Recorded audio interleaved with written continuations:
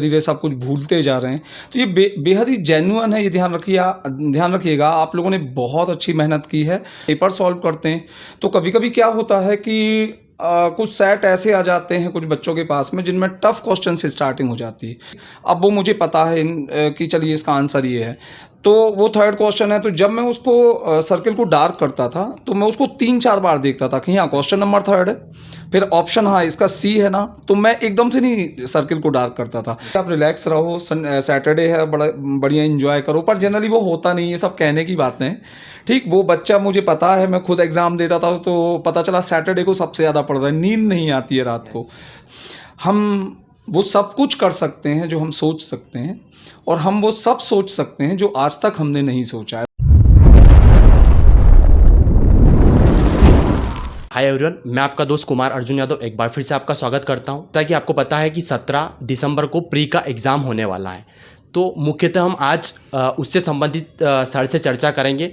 मैं परिचय देना चाहूँगा सर का। कमल कुमार पाठक सर का नाम है और वेदांत एकेडमी के डायरेक्टर हैं। सर के बारे में एक संक्षिप्त में विवरण देना चाहूँगा। सर ने यूपीएससी के 4 मेंस और 2 इंटरव्यू दे चुके हैं। तो सर से जानेंगे, मुख्यतः मैं फोकस करने वाला हूं जो 17 दिसंबर को जो प्री का आप लोगों का एग्ज़ाम होने वाला है उस पर मेनली चर्चा होगी कि आपको किन गलतियों से बचा जाना चाहिए। अगर आप पेपर सोल्व करें तो आपको सोल्व कैसे करना चाहिए, सारी कुछ इस इंटरव्यू में हम कवर करने वाले हैं। तो सबसे पहले मैं सर का स्वागत करता हूँ। बहुत बहुत स्वागत है सर हमारे चैनल में आपका। Thank you Arjun. और सबसे पहले आप सभी को मेरा नमस्कार। और आगामी जो संडे को एग्ज़ाम होने वाली है, प्रिलिमिनरी एग्ज़ाम है जो स्टेट सर्विसेज की, तो उसको लेकर सभी को बहुत बहुत शुभकामनाएं और ऑल द वेरी बेस्ट। ठीक, कुछ बातें मैं कहना चाहूँगा यहाँ पर कि जैसे हम लोग भी अपने टाइम पर प्री का एग्ज़ाम देते थे तो हमें काफ़ी डर लगता था कि यार जो कुछ पढ़ा है हमने वो पूछा जाएगा या नहीं पूछा जाएगा, फिर हम धीरे धीरे सब कुछ भूलते जा रहे हैं। तो ये बेहद ही जेन्युइन है, ये ध्यान रखिएगा। आप लोगों ने बहुत अच्छी मेहनत की है और डर होना स्वाभाविक है। तो सबसे पहले हमें इस टाइप के डर से डरना नहीं है, फर्स्ट वन, कि ये बहुत जेन्युइन है और यदि आपके साथ ऐसा हो रहा है तो यकीन मानिए कि आपने बहुत अच्छी तैयारी की है। ठीक, फर्स्ट ऑफ ऑल। सेकेंड, कुछ बेसिक चीज़ मैं आपको बताना चाहूँगा जो प्रिलिमिनरी एग्ज़ाम के रिगार्डिंग है कि जनरली क्या होता है जब हम पेपर सॉल्व करते हैं तो कभी कभी क्या होता है कि कुछ सेट ऐसे आ जाते हैं कुछ बच्चों के पास में जिनमें टफ क्वेश्चन से स्टार्टिंग हो जाती है। मेरा कहना ये है कि जब मैं अपना एग्ज़ाम देता था इस टाइप से तो मेरे जैसे कुछ स्ट्रेंथ हुआ करती थी, कुछ टॉपिक्स थे, लाइक हिस्ट्री मेरा स्ट्रॉन्ग था, पॉलिटी स्ट्रॉन्ग था। तो जनरली मैं देखता था कि यार उनके क्वेश्चन जब स्टार्ट होते थे तो वो एक साथ होते थे, 5 या 6 क्वेश्चन। तो मैं पहले उस पेज पे जाता था जहाँ से हिस्ट्री स्टार्ट हो रहा है या पॉलिटी स्टार्ट हो रहा है, तो मैं वहाँ से अपने पेपर स्टार्ट करता था। सेकंड, कि मैं पूरे पेपर को 3 पार्ट में डिवाइड कर लेता था कि एक वो जिनमें मैं बहुत श्योर हूँ कि हाँ ये आंसर मुझे बहुत अच्छे से बन रहा है, तो पहले मैंने वहाँ सॉल्व किया। देन आफ्टर कुछ कन्फ्यूज़न वाले होते थे कि यार यहाँ पे ये भी हो सकता है, ये भी, जनरली 2 ऑप्शंस में मैं थोड़ा सा कंफ्यूज हो जाता था। और तीसरा कि जहाँ मुझसे बनते नहीं थे, तो इसके लिए मेरी स्ट्रैटेजी ये होती थी कि जब फर्स्ट जो मेरी स्ट्रेंथ है, जहाँ पे मुझे बहुत अच्छे से पता है क्वेश्चंस, तो वहाँ पर जाके मैं उन्हें पहले सॉल्व करता था। अच्छा, सॉल्व करते समय मैं जैसे क्वेश्चन नंबर थर्ड है, ठीक, अब वहाँ पे यदि पूछा गया है कि यार मध्य प्रदेश का सबसे बड़ा सेंचुरी कौन सा है, ठीक, अब वो मुझे पता है कि चलिए इसका आंसर ये है, तो वो थर्ड क्वेश्चन है। तो जब मैं उसको सर्किल को डार्क करता था तो मैं उसको 3-4 बार देखता था कि हाँ क्वेश्चन नंबर थर्ड है, फिर ऑप्शन हाँ इसका सी है ना, तो मैं एकदम से नहीं सर्किल को डार्क करता था। क्योंकि कई बार मैंने देखा अमूमन होता है कि हमें पता होता है लेकिन हम क्वेश्चन नंबर या तो मिस कर देते हैं, 3 की जगह 4 लगा देते हैं, या फिर हम सी की जगह बी लगा देते हैं हड़बड़ी में। तो ये चीज़ हमें ध्यान रखना है। ध्यान रखिएगा जो क्वेश्चन आपसे बनता है वो वहाँ गलत नहीं होना चाहिए। ठीक, सेकंड, कि जहाँ पर 2 ऑप्शन में मुझे कन्फ्यूज़न है तो मैं कोशिश करता था यार कैसे भी करके मैं और एक्स्ट्रा इन्फॉर्मेशन यहाँ वहाँ से जो मुझे आता है तो किसी एक के फेवर में थोड़ा सा मेरा इंक्लिनेशन हो जाए कि हाँ भाई ये ज़्यादा हो सकता है तार्किक तौर पर आप इन्फॉर्मेशन जुटा लो थोड़ी सी और, ताकि एक ऑप्शन की तरफ आप डाइवर्ट हो जाओ कि हाँ यही होगा आंसर, और आप वहाँ पर टिक कर दो, मार्क कर दो। तो नेक्स्ट वन, कि जो मुझसे बिल्कुल भी नहीं आते, तो वहाँ भी ऐसा नहीं कि मैं तुक्का खेल रहा हूँ, वहाँ पर भी कम से कम ठीक है हमें सही आंसर नहीं पता है लेकिन कौन सा गलत हो सकता है, यदि ये पता हो जाए हमें कि नहीं ये वाला आंसर नहीं हो सकता इसका, तो आप इससे भी जाके आप 2 या 3 ऑप्शन में भी चले जाते हैं, तो वहाँ पर आपका राइट होने का चांसेस बढ़ जाता है, प्रोबेबिलिटी। तो मैं बच्चों से ये कहना चाहूँगा कि आप भी यदि इन चीज़ों अगर थोड़ा सा ध्यान रखेंगे तो डेफिनेटली आपको 1 या 2 क्वेश्चंस का तो डिफरेंस यहाँ पे नज़र आएगा। ठीक, जैसे सर अभी 10 यूनिट है प्री में, तो सर अभी 2 दिन बचे हैं, तो स्टूडेंट को सब पढ़ लिया है, पूरा पढ़ लिया है, तो अब उनको मेनली क्या फोकस करना चाहिए कि 2 दिन में अभी क्या क्या देखने की उनको आवश्यकता है, ताकि उन्होंने जो पढ़ा है वो रिकॉल हो जाए और अच्छे से वहाँ पे बन जाए और एक अच्छा स्कोर जो मतलब 75 या एक 80 बिल्कुल, हाँ। प्री के लिए डिमांड करता है वो स्कोर कर सकते हैं। देखिए, इसके लिए मैं बता रहा हूँ आपको कि जैसे कुछ ट्रेडिशनल सब्जेक्ट हैं, लाइक हमने कहा हिस्ट्री है, पॉलिटी है, ज्योग्राफी, चूँकि ये एक ऐसे सब्जेक्ट हैं जो एक लॉन्ग टाइम से हम पढ़ रहे होते हैं, तो मुझे ऐसा लगता है कि रिवीजन करते समय अब इन सब्जेक्ट के ऊपर उतना फोकस करने की ज़रूरत नहीं है। लेकिन कुछ ऐसे सब्जेक्ट टॉपिक्स हैं, उसके अंदर यूनिट्स हैं जहाँ पर थोड़ा सा कन्फ्यूज़न क्रिएट होता है, कुछ कन्फ्यूज़न हो जाता है।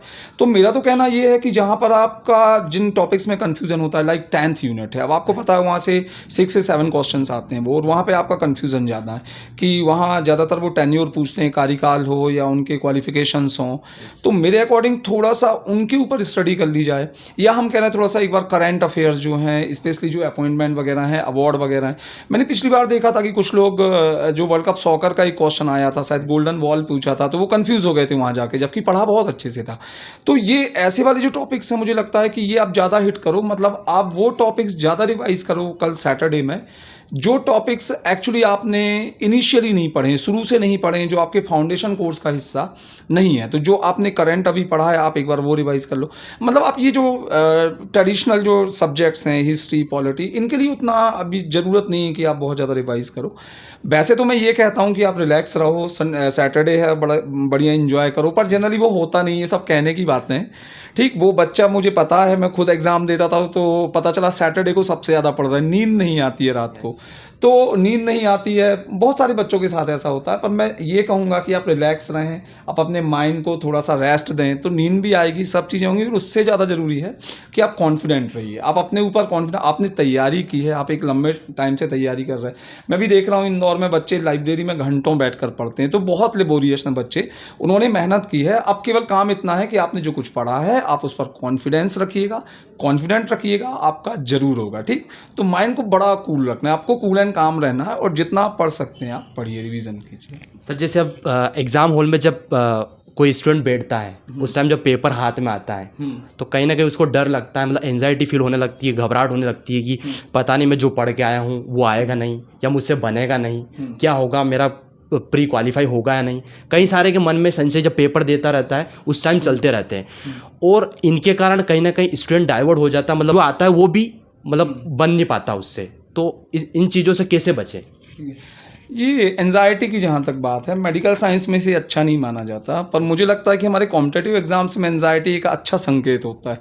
देखिए, एंजाइटी इस फील्ड में उसी बच्चे को होती है जिसने मेहनत की होती है, बहुत ज़्यादा मेहनत की होती है, इसलिए उसे डर लगता है। मेरा अपना मानना है, मैं ये मानता हूँ कि कोई भी कितना भी अच्छा क्रिकेटर हो, जब वो फर्स्ट बॉल फेस करेगा ना एक नई इनिंग की, तो उसे डर लगेगा, लेकिन फर्स्ट फेज की, सेकंड फेज की, इसके बाद उसका कॉन्फिडेंस बढ़ता चला जाता है और वो बहुत अच्छा रन स्कोर करता है। एक्चुअली ये एंजाइटी जो है, आप देखिएगा, आप 10 जो पेपर स्टार्ट होगा 9 o'clock से ऐसा है, तो वो 9, 9:30 से आपको जो पेपर मिलेगा, और जब आपसे वहाँ क्वेश्चन बनना शुरू होंगे ना, तो ये एंजाइटी आपकी पूरी वैसे ही खत्म हो जाएगी। अब देखिएगा, एंजाइटी को कंट्रोल करने के लिए सबसे बेटर ये होगा, मेरा मानना तो ये है कि आप फ्रेंड्स के साथ बात कीजिए, थोड़ा सा घूमिए फिरिए, कल चाय पीजिए बढ़िया जाके, और बहुत रिलैक्स रहिए। ठीक, और दूसरी चीज़ कि अपने दिमाग में आपको एग्ज़ाम का एक जो हवा होता है, हम क्या करते हैं कि एग्ज़ाम को अपने माइंड के ऊपर ओवरलैप कर जाते हैं, तो वो नहीं करना है हमें। ठीक है, एक एग्ज़ाम है, हमने एक तैयारी की है, हम जाके एग्ज़ाम बहुत अच्छे से देना है। तो मुझे लगता है कि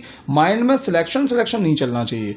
आपके दिमाग में यदि बहुत ज़्यादा ये सिलेक्शन चलता है तो उसमें प्रॉब्लम हो जाती है। ठीक, उसमें थोड़ा सा बच्चे जो है वो डाउन भी फील करने लगते हैं। तो मुझे लगता है इन चीज़ों से आप बाहर आइए। आपको करना क्या है, आपने एक मेहनत की है, आपको उस मेहनत के अकॉर्डिंग एक पेपर आ रहा है, उसमें आपका टेस्ट किया जाएगा, आप कॉन्फिडेंट रहिए, आप वो टेस्ट दीजिए, आप जरूर पास होंगे। अभी मत दिमाग में लाइए कि आप पास हो रहे हैं या फेल हो रहे हैं। ठीक, तो पॉजिटिव रहिए, पास होंगे ना, ये क्यों सोचें हम कि फेल ही होंगे, सोचना ही तो है, हम निकालेंगे एग्जाम, 100% निकालेंगे एग्जाम। ठीक सर, आप काफ़ी टाइम से स्टूडेंट को MPPSC स्टेट सर्विस में स्टूडेंट को पढ़ा रहे हैं। हाँ, तो सर आपने अभी तक का जो पेपर हुए हैं, तो अभी जो पेपर होने वाला है 17 तारीख को, आपको क्या लगता है, क्या ऑब्जर्व किया होगा, मतलब क्या लगता है आपको कि जो पेपर आने वाला है, जो पिछले साल आए थे उससे रिलेटेड वैसा ही पेपर आएगा, या फिर उससे थोड़ा सा हाई जा सकता है, या फिर थोड़ा सा लेवल क्या रह सकता है पेपर का? देखिए, स्टेट सर्विस के जो पेपर्स रहे, मैं पिछले 3 या 4 साल से जो यहाँ पे देख पा रहा हूँ, ऑब्जर्व किया है मैंने, तो फ्लक्चुएशंस रहा है। आप ये मत सोचिए कि वो एक ट्रेंड पर चल रहे हैं। कभी पेपर काफ़ी डेप्थ में, काफ़ी टफ भी हमें दिखा।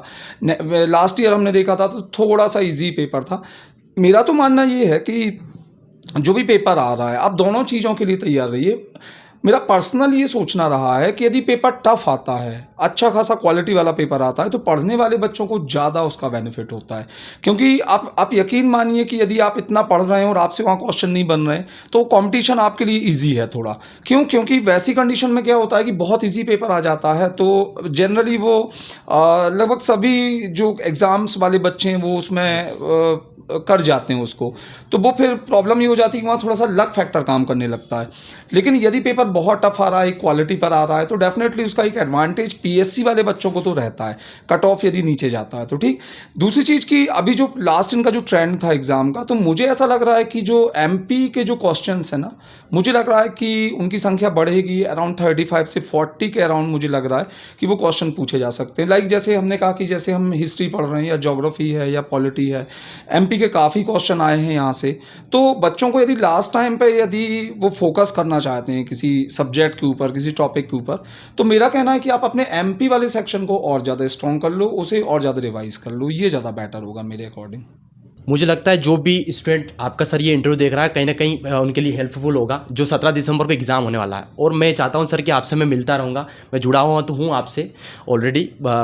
तो अभी ये है कि जैसे कुछ इंटरव्यू भी आने वाला है, अभी मेंस भी आने वाले स्टूडेंट की, तो उनके लिए मैं आपसे इंटरव्यू लेता रहूँगा कहीं ना कहीं, ताकि स्टूडेंट को क्या किन किन चीज़ों का ध्यान रखना चाहिए, कैसे उनको स्टेप बाय स्टेप आगे बढ़ना चाहिए।